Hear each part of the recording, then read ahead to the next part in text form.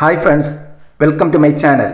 ഇന്ന് നമ്മളിവിടെ തയ്യാറാക്കാൻ പോകുന്നത് അടിപൊളി ടേസ്റ്റിലുള്ള ഒരു ഹെൽത്തി മിൽക്ക് ഷേക്കാണ്. കാശ്മീരി മിൽക്ക് ഷേക്ക് കുട്ടികൾക്കും മുതിർന്നവർക്കും ഒരുപോലെ ഇഷ്ടപ്പെടുന്ന ഒരു ഐറ്റമാണ് മിൽക്ക് ഷേക്ക്. വളരെ ടേസ്റ്റി ആയിട്ടുള്ള ഒരു മിൽക്ക് ഷേക്ക് എങ്ങനെ തയ്യാറാക്കാമെന്ന് നമുക്ക് നോക്കാം. Welcome to the video. Milk shake തയ്യാറാക്കുന്നതിന് വേണ്ടിയിട്ട് ഒരു പാക്കറ്റ് മിൽമ പാല് ഫ്രീസറിൽ വെച്ച് കട്ടയാക്കി എടുത്തിട്ടുണ്ട്. ഫ്രീസറിൽ നിന്ന് കുറച്ച് നേരം വെളിയിലെടുത്ത് വെച്ചാലേ ഇതൊന്ന് അടിച്ച് പൊട്ടിക്കാൻ പരുവത്തിനാകത്തുള്ളൂ. ഇത് നമുക്ക് ഒരു ചപ്പാത്തിയുടെ റോളർ വെച്ച് അടിച്ചൊന്ന് പൊട്ടിച്ചെടുക്കാം.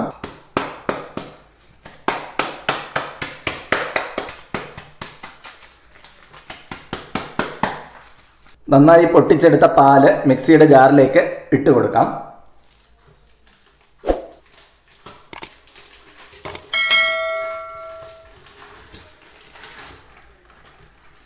ഇനി ഇതിലേക്ക് 50 ഗ്രാം കപ്പലണ്ടി ചേർത്ത് കൊടുക്കാം.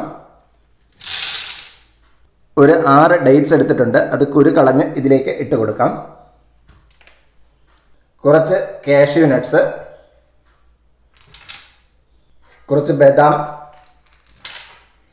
ചെറി, 4 ടേബിൾ സ്പൂൺ പഞ്ചസാര.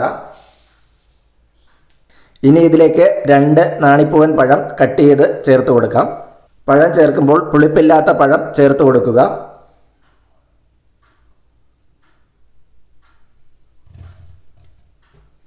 ഇനി ഇതൊന്ന് ബ്ലെൻഡ് ചെയ്തെടുത്തിട്ട് വരാം. ഷേക്കിനുള്ള ഗ്ലാസ്സിൽ ചോക്ലേറ്റ് സിറപ്പ് ഒഴിച്ച് ഒന്ന് ഡെക്കറേറ്റ് ചെയ്തെടുക്കാം. ഇത് ഓപ്ഷനിലാണ്. ചോക്ലേറ്റ് സിറപ്പും കൂടെ ആകുമ്പോൾ ഷേക്കിന് നല്ലൊരു ടേസ്റ്റ് ഉണ്ടാവും. എല്ലാവരും മസ്റ്റായിട്ട് ട്രൈ ചെയ്ത് നോക്കേണ്ട ഒരു ഐറ്റമാണിത്. ഷേക്ക് ബ്ലെൻഡ് ചെയ്തെടുത്തിട്ടുണ്ട്. ഇനി ഇതിലേക്ക് കുറച്ച് ഉണക്കമുന്തിരി, വെള്ള കിസ്മിസ് ചേർത്ത് കൊടുക്കാം. കിസ്മിസ് ചേർത്ത് ജസ്റ്റ് അത് ബ്ലെൻഡ് ചെയ്തെടുത്താൽ മതിയാകും. ഷേക്ക് കുടിക്കുന്ന സമയത്തിൽ അത് നമുക്ക് കടിക്കാൻ കിട്ടണം. മുന്തിരി ചേർത്ത് കൊടുക്കാം.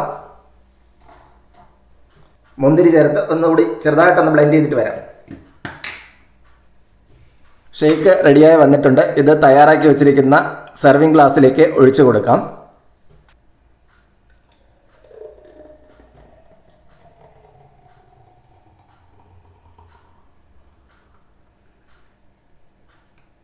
ഷേക്കിൻ്റെ മോൾ ഭാഗത്ത് ചോക്ലേറ്റ് സിറപ്പ് ഒഴിച്ച് ഒന്ന് ഡെക്കറേറ്റ് ചെയ്ത് കൊടുക്കാം.